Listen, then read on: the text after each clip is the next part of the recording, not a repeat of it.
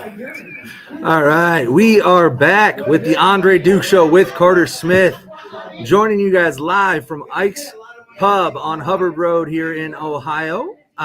Joining me, I got Richie and Duke with me as always. Looking forward to getting ready for the national championship game on Monday. Boys, how are we doing today? It's a great day in the Buckeyes state. Absolutely, man. Are you guys ready for this game on Monday? 52 and a half more hours till that toe hits the leather. I'm ready. Yeah, absolutely. So, Duke, how was your ride in? Ride in was great. Can't complain. I just, always making the trip down is always great. Yeah, absolutely. So, appreciate everybody who's out here today. We're going to have some fun.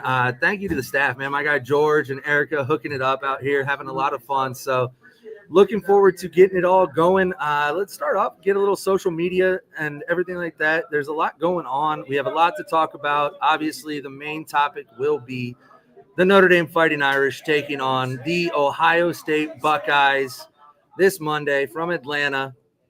But before we get to that, there's a little news in the NFL here. Did you guys see this today where your guy, Mike Tomlin, apparently might be on his way out? Adam Schefter reported that the Bears called the Steelers to see if they would be allowed to talk and potentially try to trade for Mike Tomlin. Pittsburgh told him, nah. No, I don't foresee the Steelers moving on from Tomlin anytime soon. If I'm Mike Tomlin, I would be putting a no trade clause in my next contract because I would not want to end up in Carolina or Chicago, of all places, that's, destitute, and you have your quarterback who paints his fingernails. Absolutely. I think that's interesting. But as a Steelers fan, do you even want Mike Tomlin anymore? I don't think you make that move at this point in time. The cliched question is, if they would move on, I would hire Brian Flores. Right. Okay. Richie, I know there was another team floated out that was reported. The 49ers are looking to trade for Mike Tomlin as well. They were floating out, trying to get that trade with Mike Shanahan and Mike Tomlin, and the Steelers said, no can do too. No can do. I don't know. I mean, I think if you're the Steelers, if you can get 2 first-round picks for Mike Tomlin, why would you not take it? I don't think it helps your cause at this point, because you got to find somebody that would be the captain of the ship. Because if you look at it, the Steelers have only had 3 coaches since 1969: Chuck Noll, Bill Cowher, and Mike Tomlin. It's one of those things that, you don't want to make a big splash like this unless you're absolutely 100% sure that it's going to be the right move. Yeah, I mean, I guess so. But at the same time, are you wanting to continue going through purgatory? Like every year, you guys are 500 team, make the playoffs, maybe miss the playoffs, maybe you're going to be picking late first round every year. You don't get any better. I mean, what is the future of the Steelers? Well, the thing with the Steelers is it's better off to make the playoffs every year than not. I mean, it's when it comes down to it, you got to make the playoffs because it gives you a chip in a chair. It gives you a shot, and you never know what could happen. Because in 2005, when the Steelers made the playoffs, they were the 6th seed, and they went on a run. And 9 times out of 10, the best team in the NFL does not win the Super Bowl. Because if you go back in past history, if you look at every team that, besides Kansas City, that is the number 1 seed of the last few years, that's the number 1 seed, they normally don't win the Super Bowl. But the odds are in their favor to make the conference championship. But, Pittsburgh needs to find a mainstay at quarterback to figure that out. And they also, I feel like on the defensive line, they need to get a little bit younger and a little bit better. That's fair. But when's the last time you guys won a playoff game?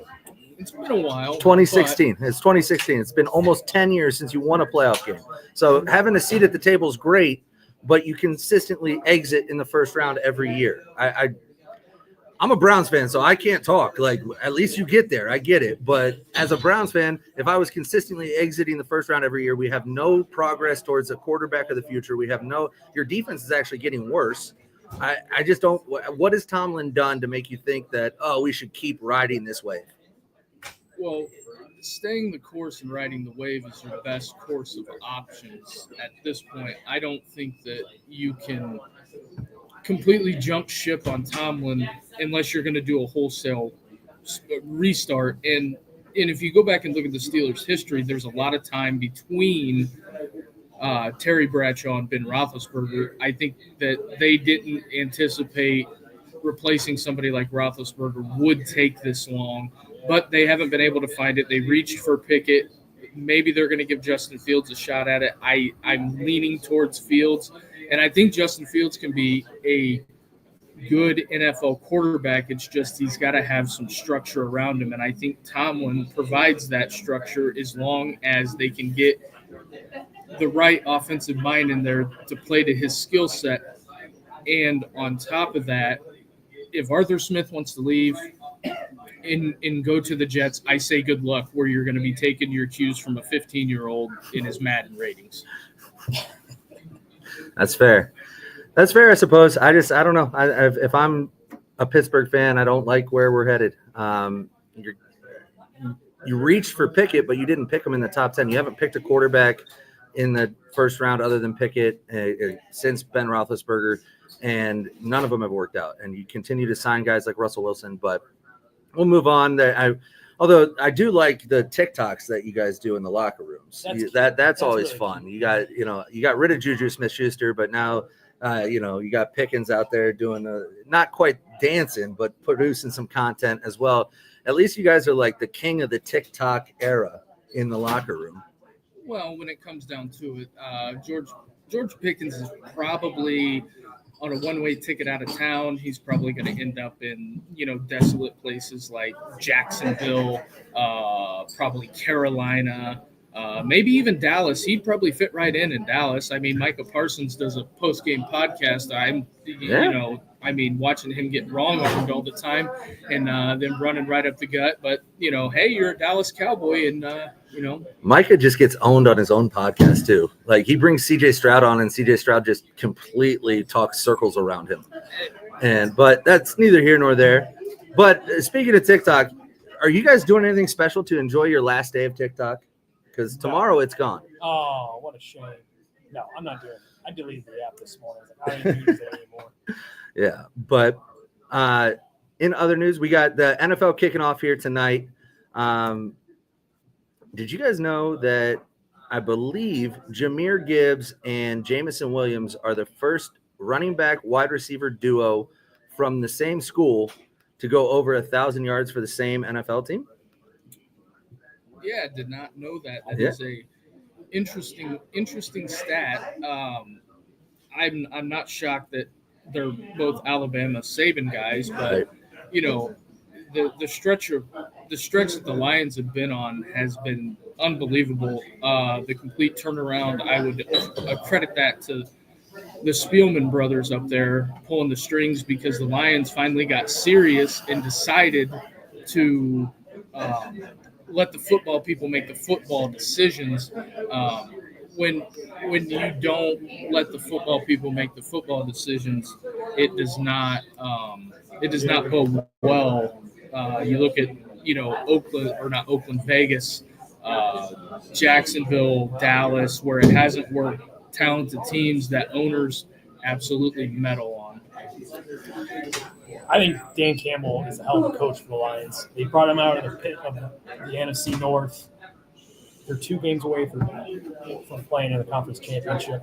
I'm rooting for the Lions all the way to go to the Super Bowl, because they've been such a down franchise with Joey Harrington, Mike Williams, and Roy Williams. Shout out Joey Harrington. Shout out Joey Harrington. Dude should have won a Heisman. Let's be real. Let's be real. Yeah.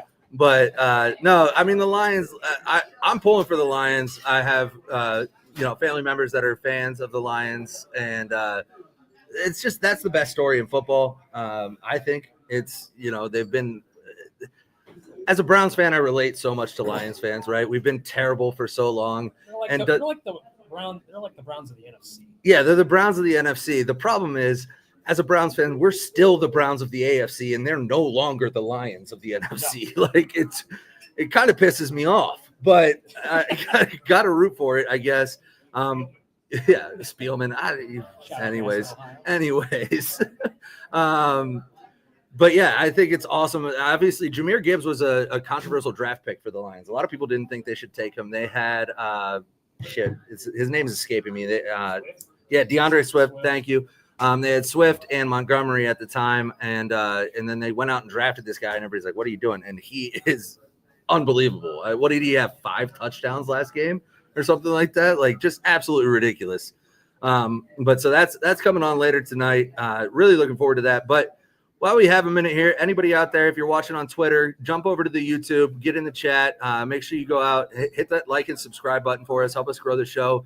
Shout out again. We're out here at Ike's Pub enjoying a cocktail or two and having a good time. Appreciate anybody that came out. I got a couple people in here with Notre Dame gear.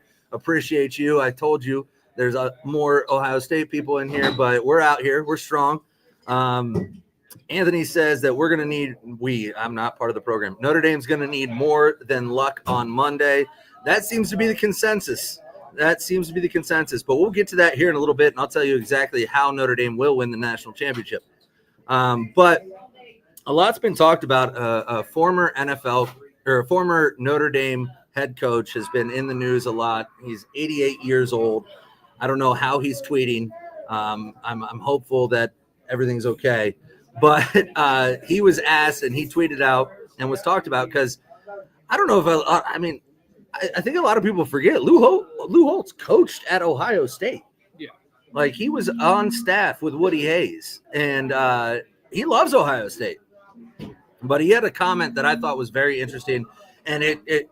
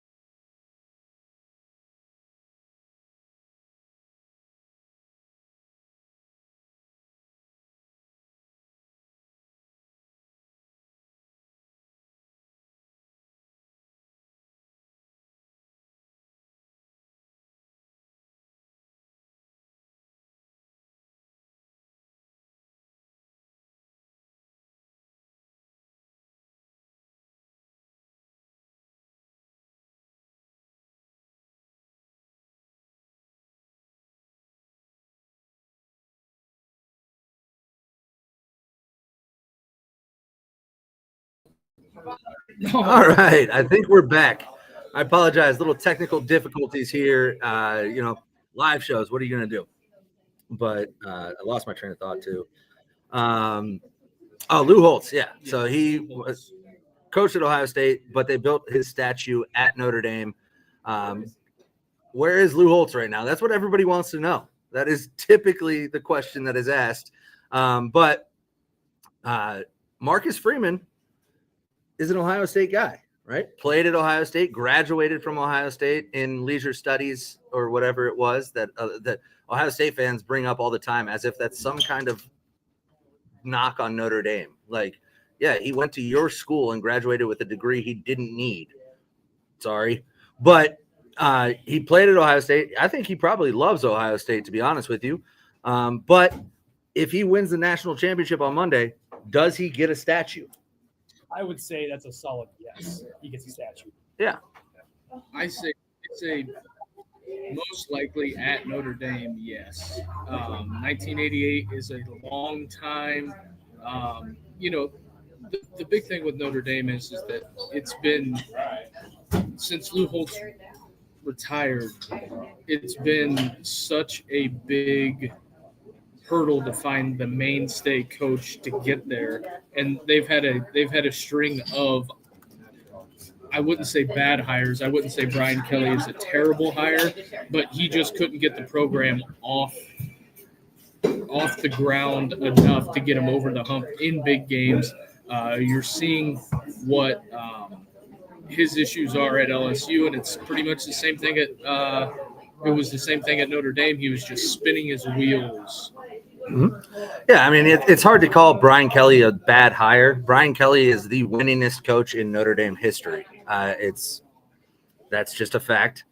I have my feelings about Brian Kelly. I think a lot of people know those feelings. I'm not a Brian Kelly fan, and I am loving and savoring every moment of this playoff run because it just eats at him. But Marcus Freeman absolutely gets a statue. It's been, almost 30 years since Notre Dame won a national title. If he wins a national title, you give him a statue immediately. You give him the key to the whole damn city. Exactly. 100%. But I think that's the interesting fact is there's a lot of connections between this program and Ohio State's program. I mean, you go back and you look at it. Obviously, Lou Holtz coached at Ohio State, was a head coach, national championship winning coach at Notre Dame. Urban Meyer coached at Notre Dame, was a national championship winning coach at Ohio State. Marcus Freeman played at Ohio State, is playing in the national championship for Notre Dame, or is coaching in a national championship for Notre Dame against Ohio State. Like these two programs are so connected in the inner fabric of what college football is, and it's going to be a lot of fun to see. I think ultimately, who the better coach is there a debate? Do you guys think it's time to have that debate? Is Marcus Freeman a better head football coach than Ryan Day? Well, it's not unfair to have that that question just for the simple fact of Marcus Freeman took a program that was on the downturn as far as spiraling out of control. He rode the ship, had a couple bad losses. It's not the end of the world for what was going on up in Notre Dame, NIU. They wrote that wrong. It is clearly going to be one of those things that, if he goes out there and wins this game, I think that conversation is definitely needs to be had. But the one thing with Ryan Day is he has the big gaudy record, 69-10 or whatever it is. He beats everybody he's supposed to. At some point, there's except Michigan this year. That's the one giant he's only slayed once. Yep. Yes, but yeah, I think at some point, Ryan Day's got to get over that hump too. Marcus Freeman's got to get over the hump of losing to Sun Belt and MAC teams at home. That's not an unfair criticism. No, not at all. No, not at all. Richie, I want your opinion on this because you're a resident Ohio State fan. We keep you on just for fun times like this. Yes. Is it time to have that conversation? Is Marcus Freeman a better coach than Ryan Day? I think time will tell. I mean, he's done a tremendous amount of work at Notre Dame compared to Brian Kelly. Ryan Day, I mean, he was in the Natty 4 years ago into Alabama and just got torched on defense. Having Devontae Smith just Tough Borland, just torching them for yards, and just racking up 52 points. If he wins this Natty, can the talk of firing him be over with? I think yes, because he can't beat Michigan. He's lost to Michigan 4 years in a row. Mm-hmm. but he won the Buckeye Nation a national title. Yep. And to me, I think that solidifies everything. Yes, you're supposed to go ahead and beat your rival, but as we all know nowadays with college football, the transfer portal has leveled out the playing field on teams across the nation. Mm-hmm. So I think what Ryan Day has done, that bump in the road on November 30th helped Ohio State refocus what they're supposed to do for the task at hand coming Monday night at 7:30. Mm-hmm. I think he'll be there as long as he can. Yep. It's a different culture than compared to Urban, but he's still winning. He's still getting the solid recruits in. He's still, he's got to deliver on Monday night. And I think if he does it, he'll maybe go down as one of the best coaches down at Ohio State. Mm-hmm. That's fair. I guess at this point in both their careers, obviously Marcus Freeman's been a head coach for 3 years. Ryan Day's been a head coach for what, 6? 5. Okay. And so at that point, I think they've both accomplished a lot. But if you're Ohio State, would you rather, this is just for you, Richie, would you rather lose a game you're not supposed to, like in a Purdue or an Iowa, or maybe even a MAC school or something like that, but you go out, you beat your rival every year, and you compete for national titles, just like is what is going on right now? Would you rather lose a game you shouldn't lose, although they shouldn't have lost to Michigan this year? That's a 7-5 football team.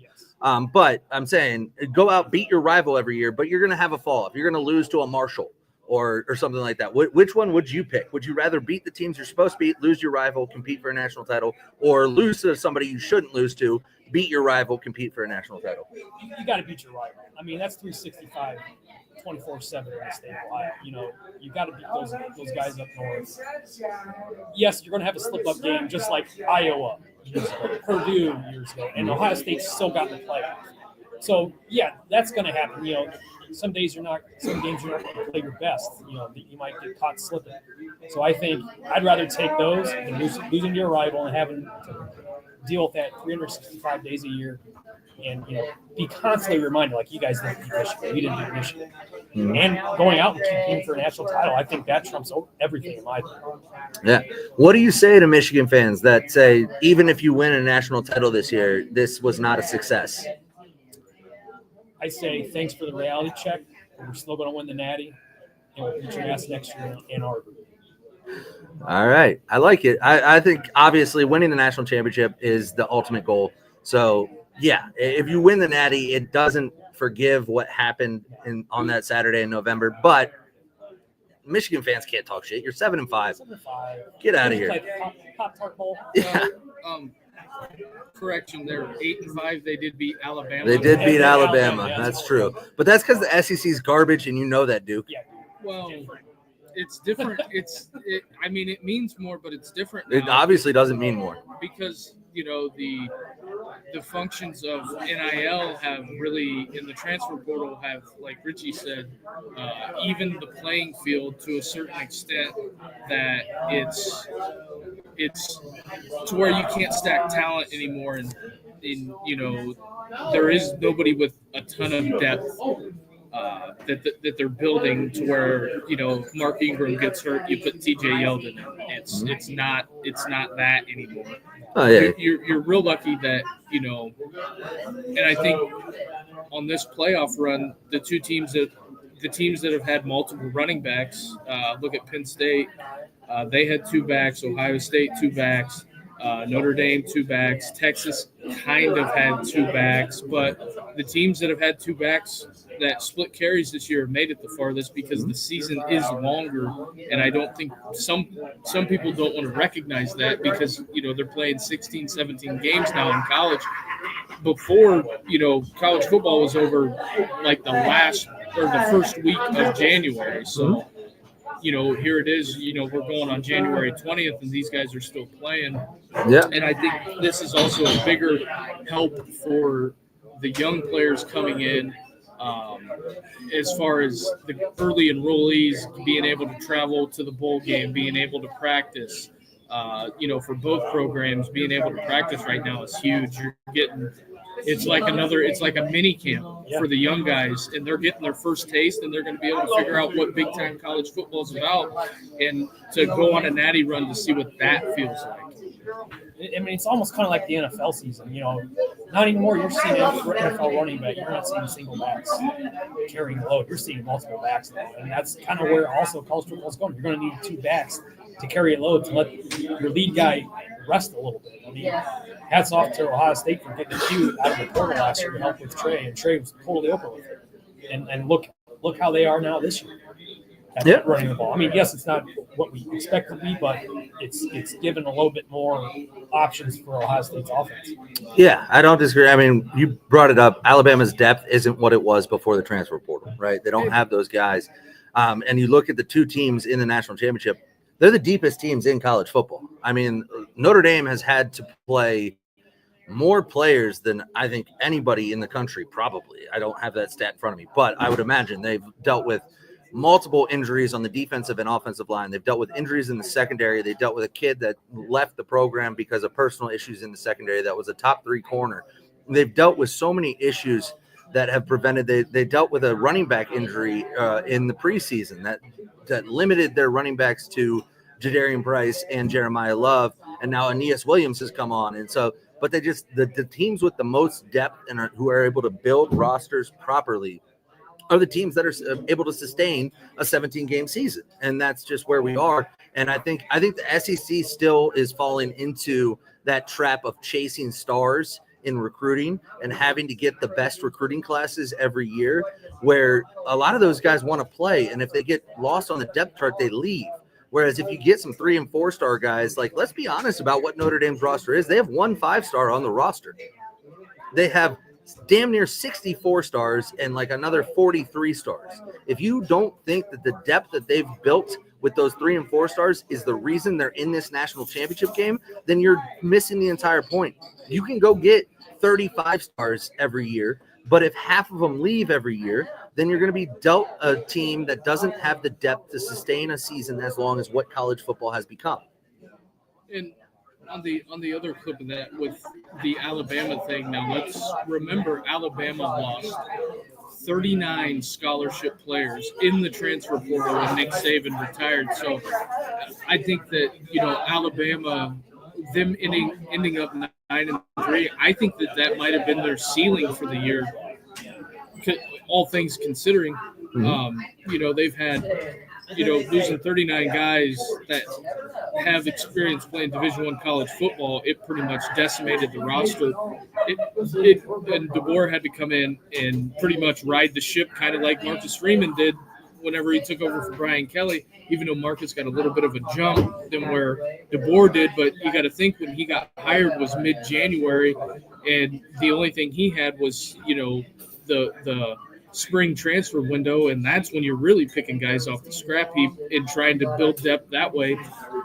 And I don't think I'm not making an excuse for the Alabama thing. It's one of those things that you're only as good as the guys that you can get at that time. You can only be where your feet are. But I mean, you're kind of making an excuse for the Alabama thing, right? I mean, we know what you do here. You make excuses for the SEC. I get it. No, I'm just saying that if you take over a program the 3rd week in January and you only have the spring window, that's all you have.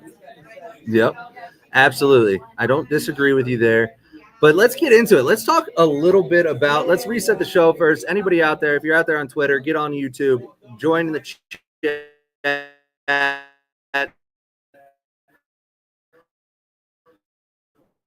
We got an Ohio State fan in the chat who wants to just throw out he wants to throw out an OH. I-O. Yeah, no, that's what I'm talking about. And Joseph here's a Giants fan, which has its own challenges. However, pulling for the Lions, their fan base has suffered for decades. I feel you. That's 100% true. But let's get into the national championship. Let's break it down. I want to spend a good portion of the show talking about this game because we've talked about it all week, obviously. But I spent a lot of time the past 2 days digging into it, diving into it. I'll be honest, trying to find a way Notre Dame wins the game. because if you listen to the media, if you listen to the fans on Twitter, I don't know why Notre Dame's even going to show up on Monday. I mean, they don't even have a chance. Like, why even play the game? Ohio State is clearly the better team. It's not even close. But before we get into that, I did see two Heisman Trophy winners, one from Notre Dame, one from Ohio State. Eddie George and Tim Brown had a little podcast they did together, and Eddie George had a pretty epic troll job here. So let me throw that on the tab here. Yeah, right. Oh no, where'd it go? Here it is. It's on TikTok. Hello. Hello. EG, Yeah. What's up, Tim? what's going on, baby?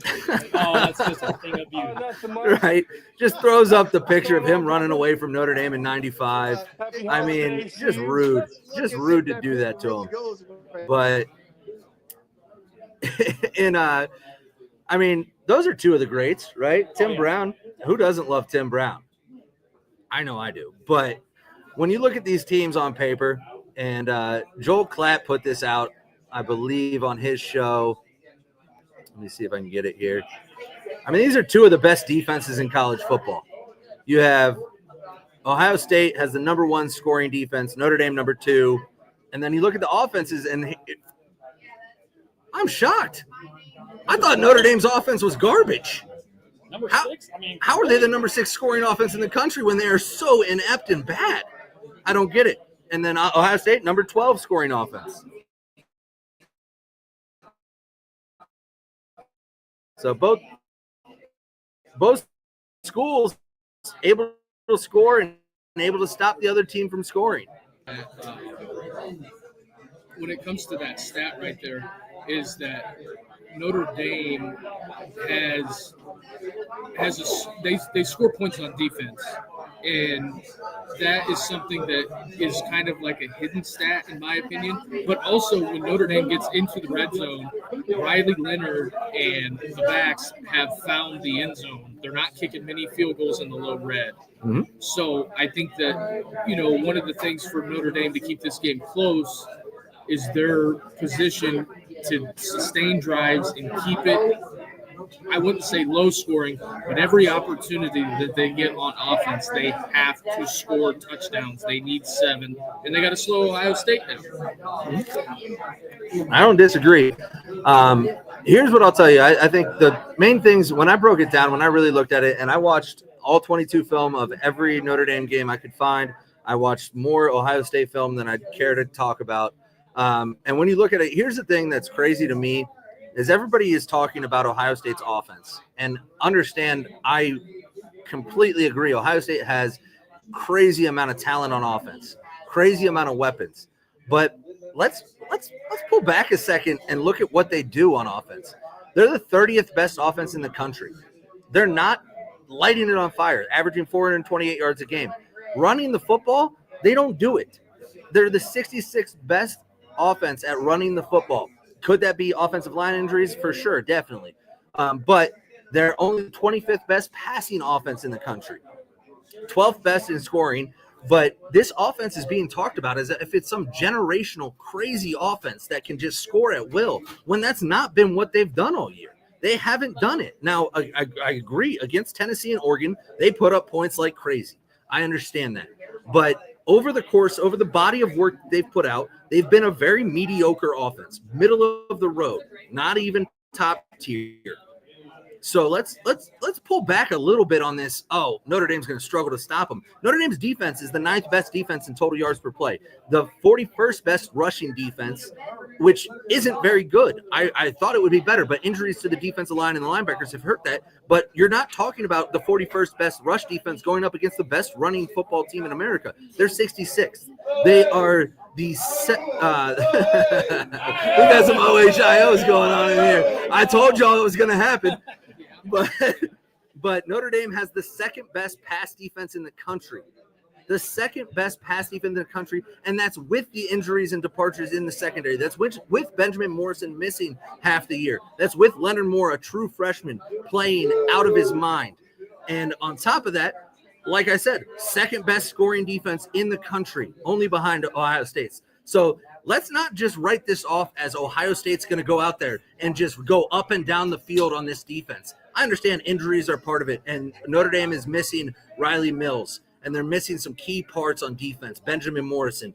But the guys that they have that have stepped up, like a junior Tuyamaka and like a KVP or KVA, those guys have stepped up in a huge way. Young kids getting in the way. Leonard Moore is the second highest graded freshman in the country, only behind Jeremiah Smith by 0.6.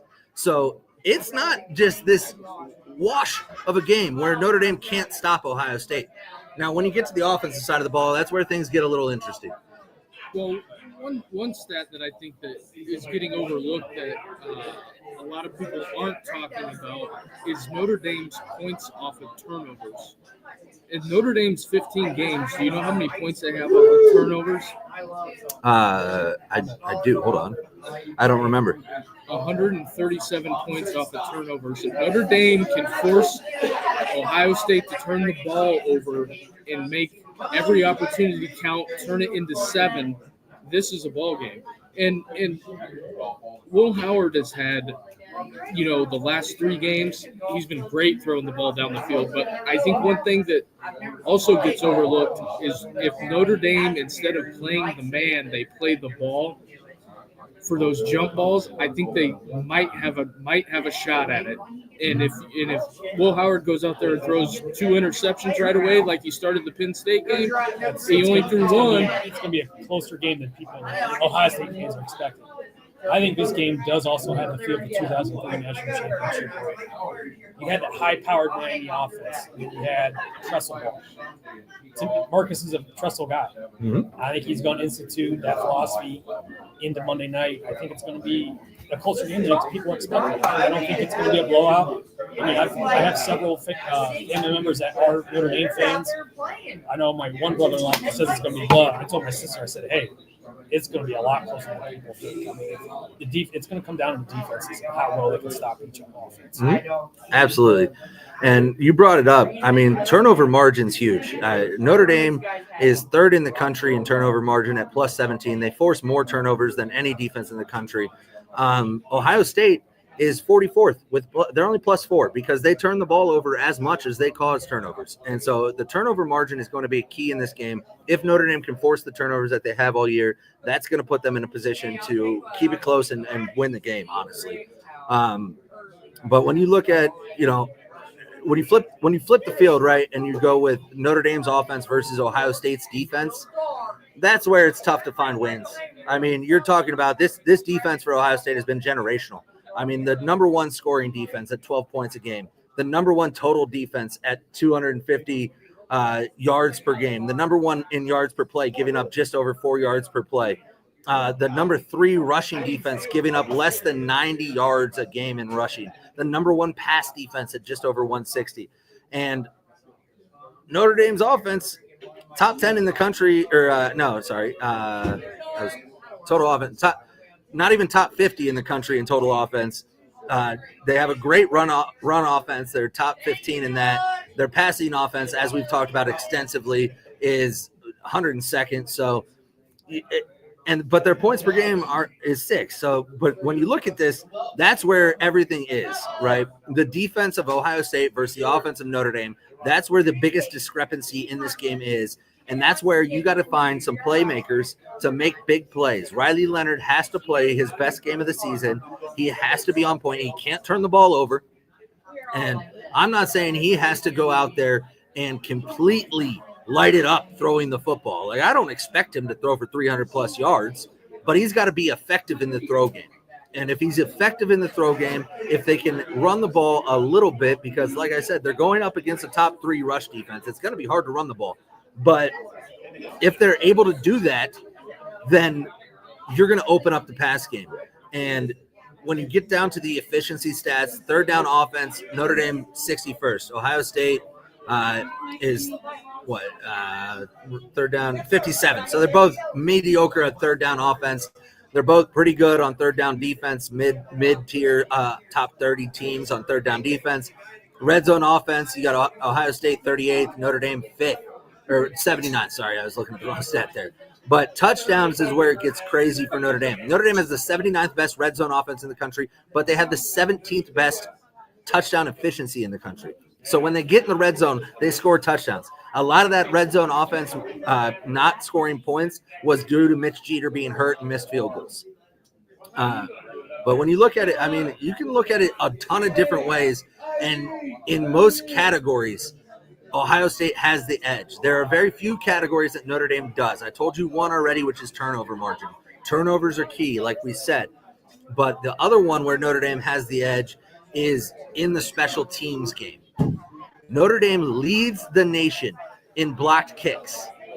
They have blocked more kicks than any other team in the country. And Ohio State hasn't been very good in the kicking game. I mean, Jaden Fielding, he's missed 2 field goals on November 3rd. That was 6 points off the board. I mean, that was crucial for Ohio State.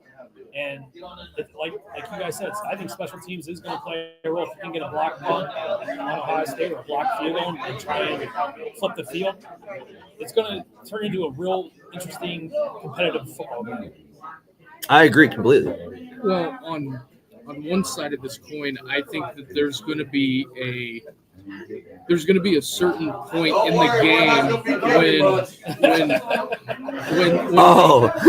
when there's going to be like a key fourth down or a key special teams play that they're going to have to make a decision. And does Ryan Day turn into a riverboat gambler and go for it? Hey, just full Dan Campbell. Go full Dan Campbell.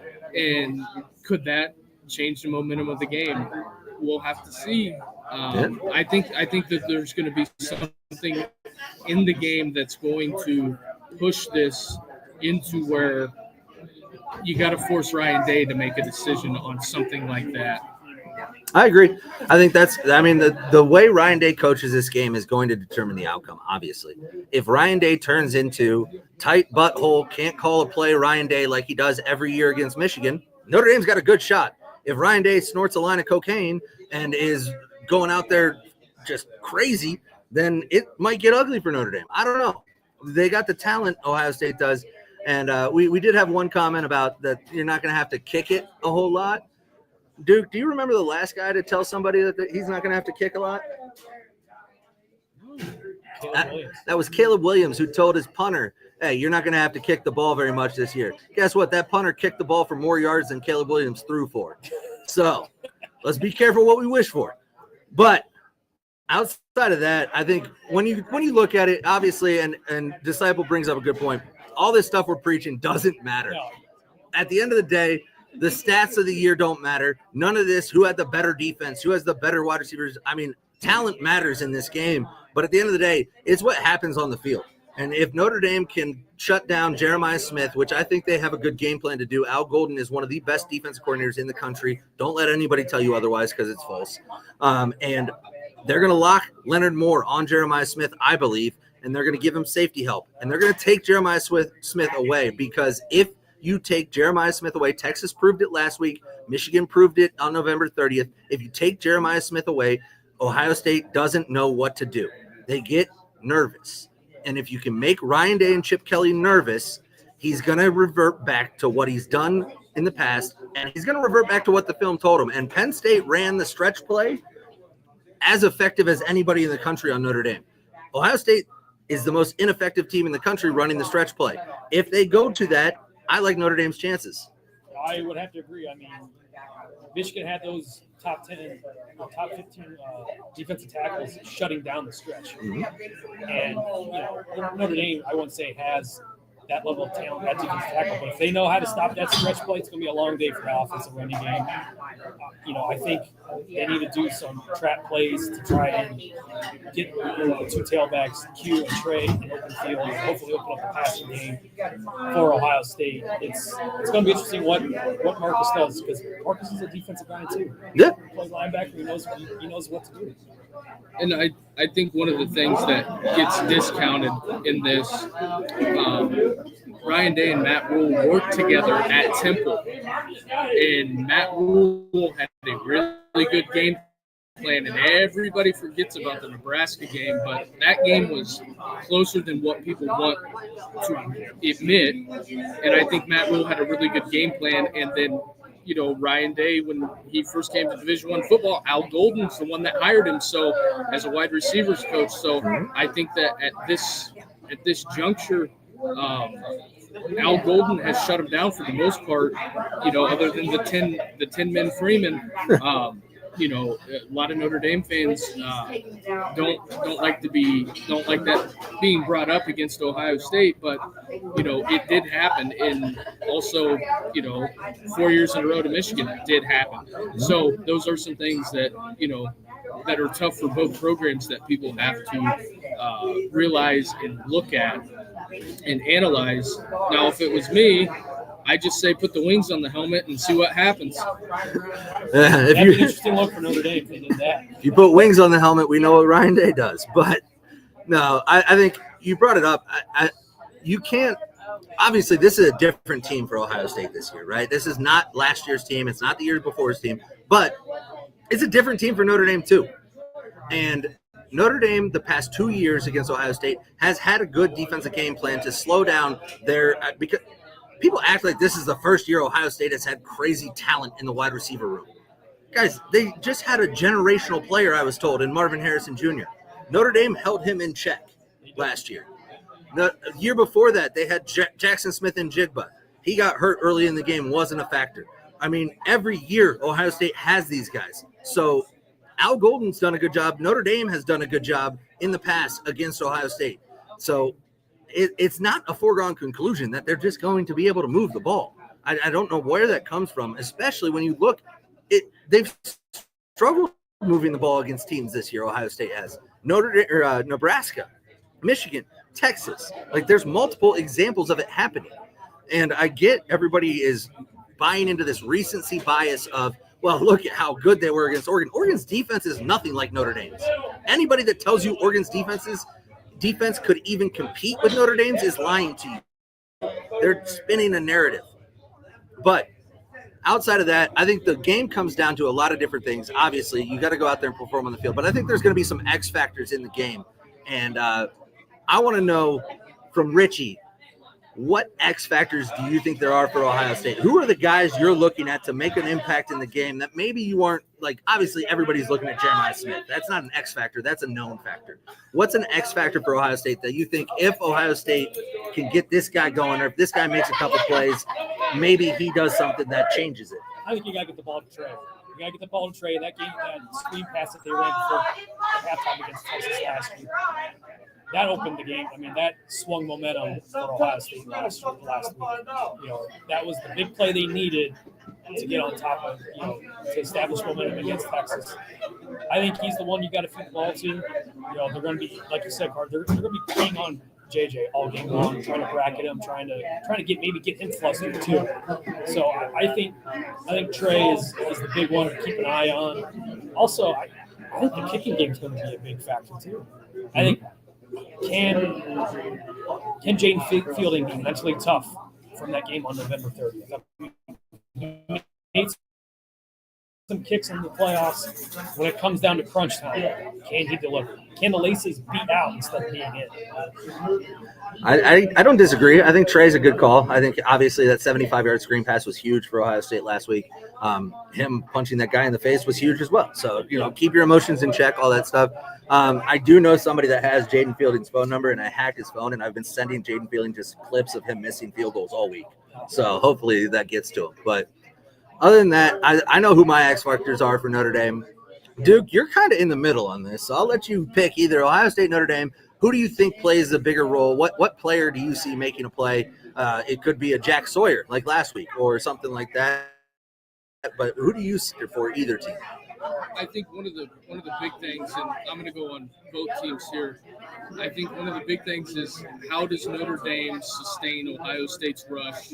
Is Jim Knowles going to get wild and have a bunch of exotic looks? But also you have to keep in mind you have to keep a lot of that in check because I think Mike Dimbrock is going to come out and RPO them to death. I feel like, and when it comes to the RPO game, we'll have to see how it plays within the game plan. But also, I feel like on the Notre Dame side of it is Xavier Watts. I think that he's going to play a big role in this, and then for both sides, it's going to come down. I think there's going to be a special teams play in this game. Keep an eyeball on Young because I think Notre Dame and Marcus are going to get creative in the punt game and try to come after one, and that might flip the momentum entirely to get a block kick in Ohio State's low red zone. Yep. So I that wasn't one of my X factors, but Bryce Young is absolutely somebody that can impact this game and the special teams specifically. And no, he's not the quarterback that plays for the Panthers. But if this is just a fun stat that I just know off the top of my head. Did you know that teams that block a punt for a touchdown win the game at a clip of 94%? Oh, it's a huge impact play. When it comes down to it, you get a extra possession, and you get points. And if you look at Notre Dame's point swings throughout the playoffs, they've all been at the end of the half is whenever they've been able to swing the momentum. Yep. Yeah, you bring up a good point there. The middle eight, as they call it, the last 4 minutes of the second quarter and the first 4 minutes of the third quarter, Notre Dame is the best team in the country in the middle eight. They score more points than anybody else, and they give up less. So that middle eight is going to tell you everything you need to know about this game. If Notre Dame is effective throughout the first half and they can win that middle eight, you're going to have an opportunity to win the game in the second half. That's just how games go. Excuse me. But as far as X factors go, we got Disciple in here.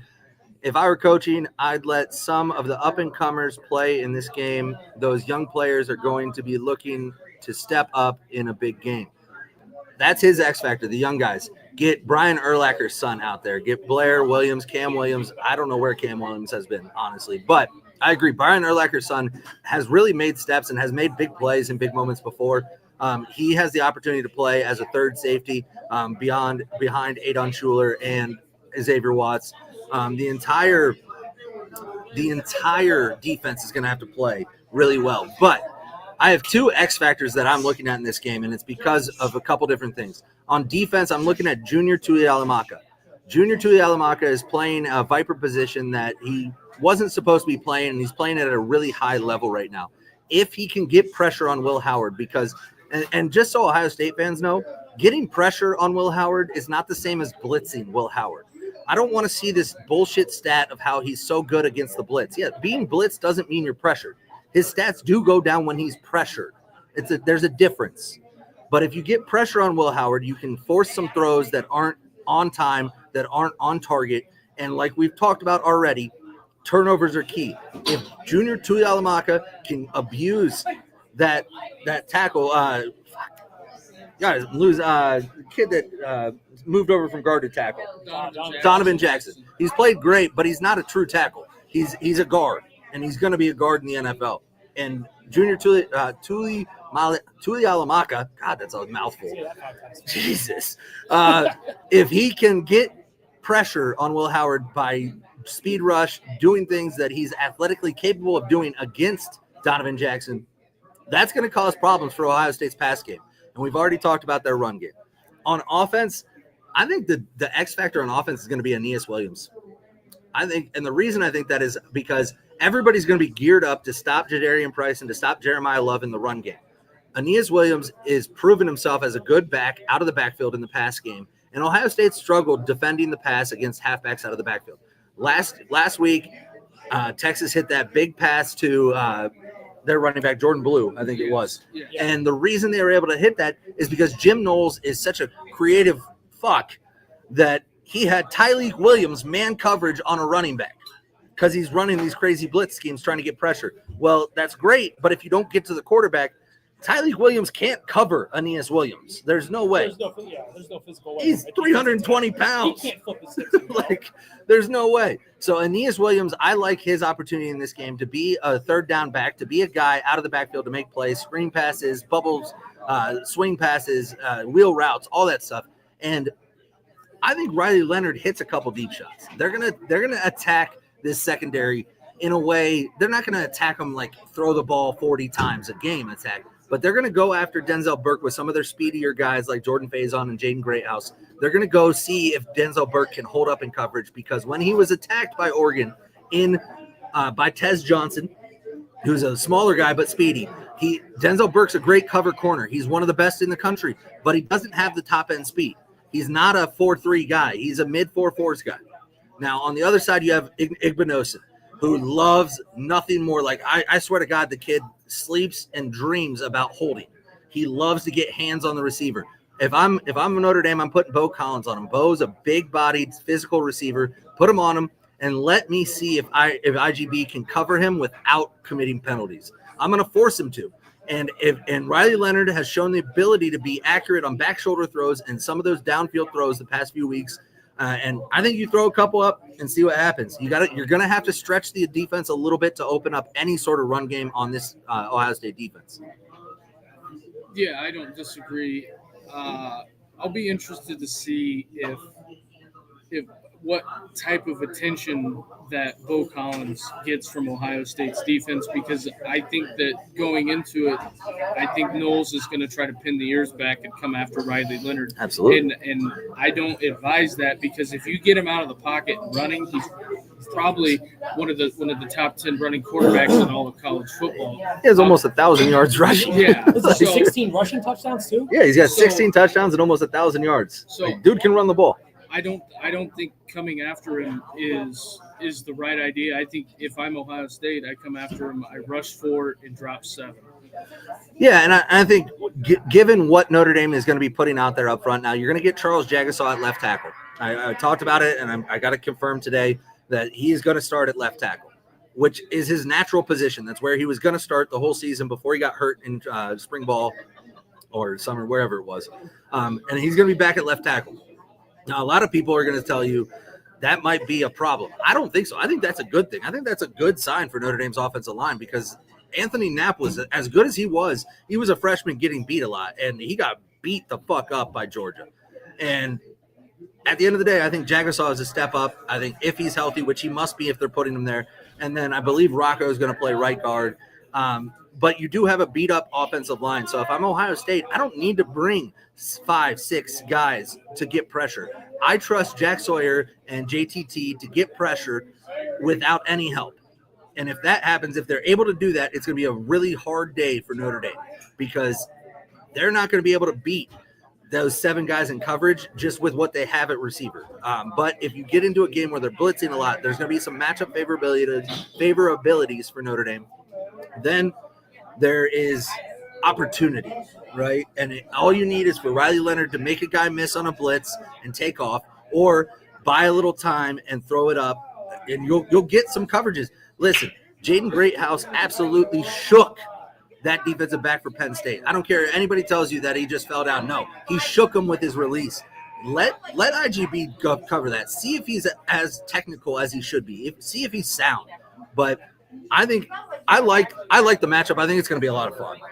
Yeah, it's going to be a great test for Notre Dame. I think that, there's something about the special teams that I keep going back to, and some people want to overlook it, but I feel like special teams is going to be a huge factor in this game. And I just something on the punt team kickoff.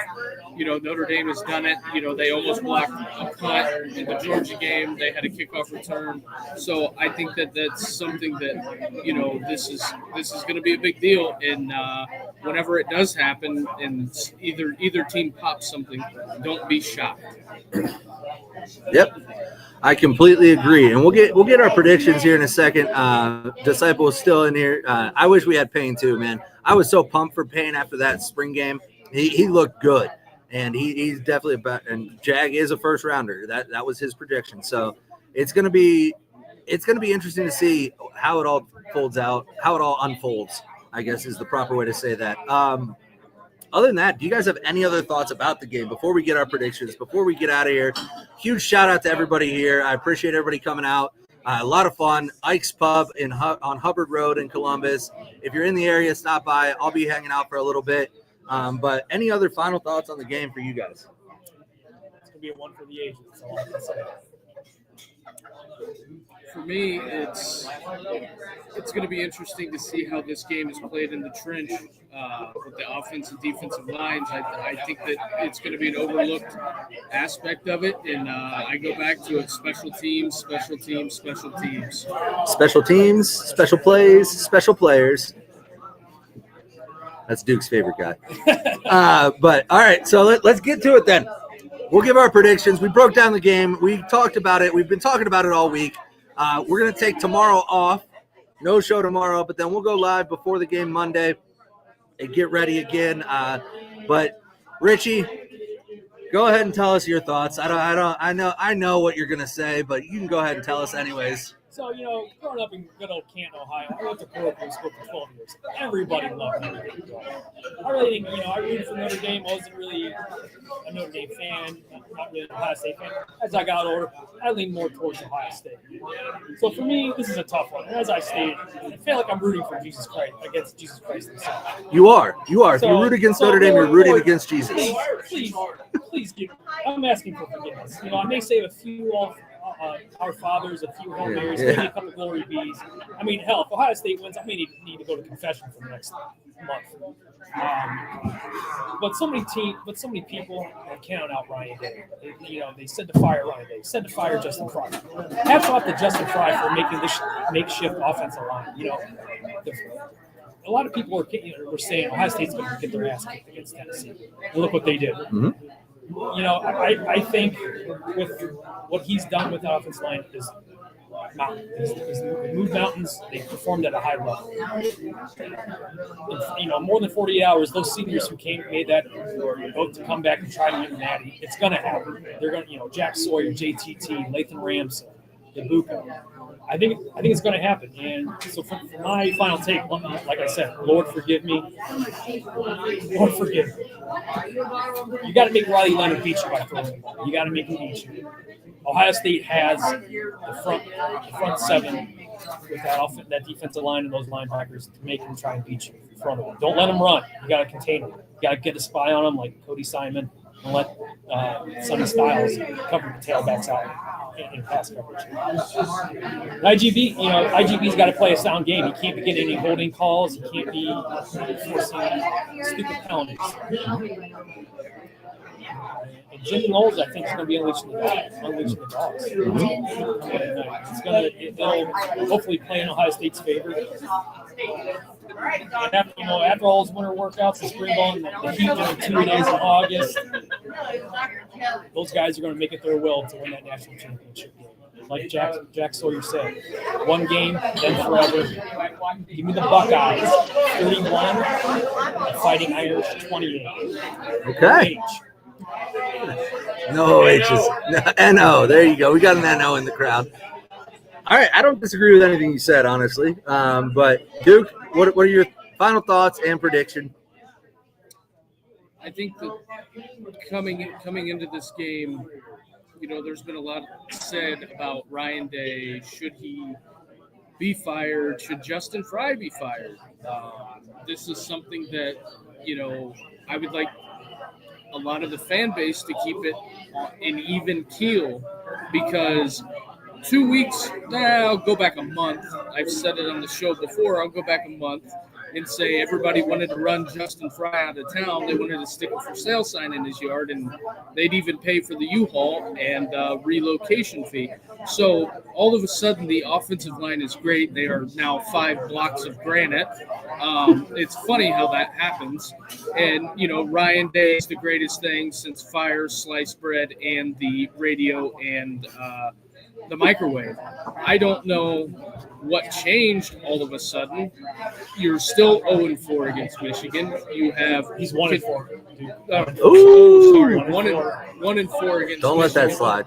1-4 against Michigan.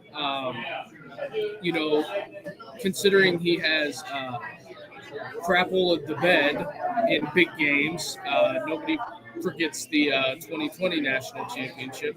even though it's a different defense. Kerry Combs is at the Sitco, ding, ding, ding. But shout out to her. But I think that, do you trust Ryan Day to win this game? Because two of the narratives coming out of this game will be, does Ryan Day win this game or does Ryan Day lose this game? Because that is going to be the question that's asked if Notre Dame wins this game. I don't think that it's any belief by me that I'm shocked that the Ohio State crazies have completely turned it around and, the 5 blocks of granite and Ryan Day is fire. Manifesting, going into it, Tennessee was, bad. They're trash. They go out and beat Oregon. Oregon is bad and is trash. So Notre Dame is now made it to the final, put up more points than Ohio State did against Penn State on a neutral site. And all of a sudden, Notre Dame is the weakest team in the tournament that they've played so far. Where does this narrative come from? It gets made up out of thin air, I believe. So when it comes down to it, give me Notre Dame 20, Ohio State 17. And here's the other kicker. If Ohio State does win this game, what do you think Buckeye Nation would do if Ryan Day just said, I think I'm going to go to the NFL, see ya, and let that transfer portal open up? Yeah, I don't know what they do. I don't think that's – It'd be a sad day in Columbus. Yeah, I don't think that's something you have to worry about, though. But, all right, I'll get these final chats, and then I'll give you my prediction. Disciple has no doubts in the game, never counting out University of Notre Dame. Joseph, Notre Dame does not need divine intervention in order to win this game. They need to play sound defense and establish the run game, then be opportunistic in the passing game. I agree completely. This one right here is where I'm going to base my entire prediction off, or my whatever. He's watched Notre Dame football since the last national championship. There's something different about this game. I would say something different about this team. He's feeling a snap of a long drought. Listen, I told you all the reasons why Notre Dame could win the game. I gave you all the reasons why Ohio State should win the game. There's something different about this team. This team has shown the ability to overcome adversity like no other. Ohio State has done similar since the Michigan game. Both these teams are battle-tested, but the culture, I think that's the one thing you have to go back to. I think the culture that Marcus Freeman has built at Notre Dame is second to none. There's nobody out there that's playing more passionate football than Notre Dame is right now. These guys, absolutely, it doesn't matter who goes down. Riley Mills, one of the best defensive linemen in the country, goes down. Next man up, we got it. You got Riley Leonard goes out in the Penn State game. Angeli comes in, drives him down the field, kicks a field goal. It doesn't matter what you throw at this team. They are prepared and ready for every obstacle that gets thrown their way. It's going to be 4 quarters of fuck you football. And give me Notre Dame 24, Ohio State 10. Oh, 10. Oh, 10. Yeah. Oh, 10. Yeah. It's going to be like that. And everybody in Columbus is going to have to eat a little bit of crow. I had a guy tagging me nonstop, wanting me to bet him $100.